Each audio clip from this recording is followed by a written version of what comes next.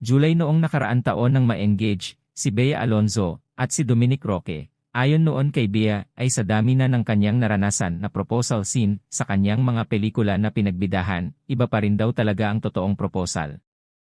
You see, I have done so many proposal scenes in my entire career, but nothing beats the real thing.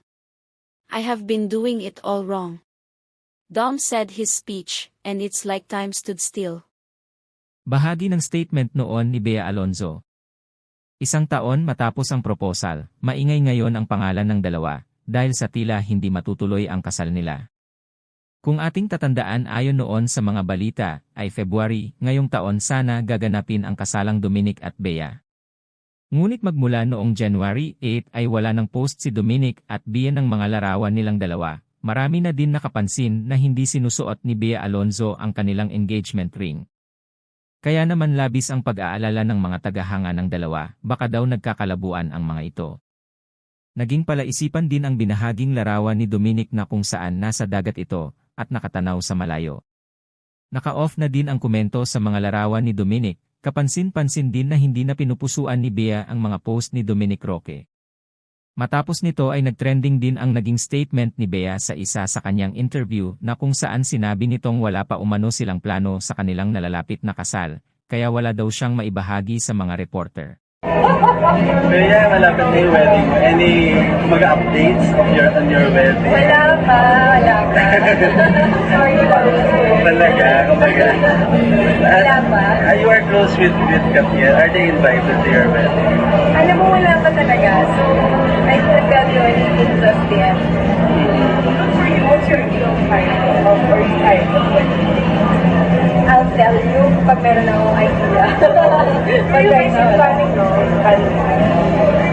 I mean, we're getting there, but also we're very busy.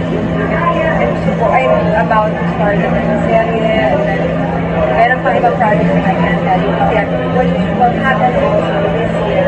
So, sana mapanood yung namin mo sa movie. Mas probably naman may mga ninang-ninang na pero hindi niya ma-wedding. Wala pa talaga. Wala po masabi sa inyo. Wala talaga ba? Taliwas ito sa naunang interview kay Dominic Roque, na kung saan sinabi nitong okay na daw ang plano ng kanilang kasal, maging ang kung sino ang imbitado. Samantala, ayon naman kay Christy Fermin, ay sana daw wag bigyan ng ibang kahulugan ang nangyayari sa dalawa, dahil normal lang naman daw ito para sa malapit ng ikasal ang pagkakaroon ng wedding jitter o wedding blues. Hindi daw porket hindi na sinusuot ni Bea ang kanilang engagement ring ay hindi na matutuloy ang kanilang kasal, madalas naman daw kasi talagang hindi ito suot ni Bea. Kaya sana naman daw ay tigilan na ang pag-iisip ng mga netizens sa kasalang Bea at Dominic. Kaya na nagkakalabo na ngayon, sina Bea Alonzo at Dominic Roque. At ang tanong, matuloy pa kaya ang kanilang kasal? Naku, Romel, talaga nagkakagulo. Yung mga si Ate Emers kanina, sila Ching Bautista Silverio, nagtatanong na, sasama ba sila sa uso? Makikiuso ba sila? Yung mga matagal na magkarelasyon, na naghihiwalay. Alam niyo po, iisa lang ang pananaw namin ni Romel Chica tungkol dito. Ang bawat ikinakasal po, may tinatawag na wedding jitters. Meron pong wedding blues na tinatawag. Kasi napakatindi po ng tensyon. Yung pagkahanda, di ba, Romel? Nanay, kaya ako talagang kung hindi ko makikita may isa na hindi matutuloy ang kasal kasi talagang nakita mo kung paano sila magmahalan kung hindi naman alam yung singsing na hindi so alam. Diyos ko, ang dami namin espekulasyon na naglalabasan. Nakakalungkot. At saka alam mo, yung kanilang pagpapalitan ng singsing, minsan hindi naman talaga ginagamit ni Bea yun eh. Diba? Kahit sa taping, sa shooting, at kahit saan, o minsan-minsan makikita natin talaga, hindi niya ginagamit. Hindi naman po ngayon na tinubad niya yung singsing, eh, hindi natuloy yung kasal. Pero, kanina may nabasa ako, ano ba yung komento? Siguro naantog na sa katotohanan si Bea kasi siya lang ang gagastos sa kasal. Ang sakit naman nun. Diba? Ang mga kwento agad-agad. Ang bibilis Hindi mo pa mga man. kwento. Oo, parang tinapos na agad, di ba?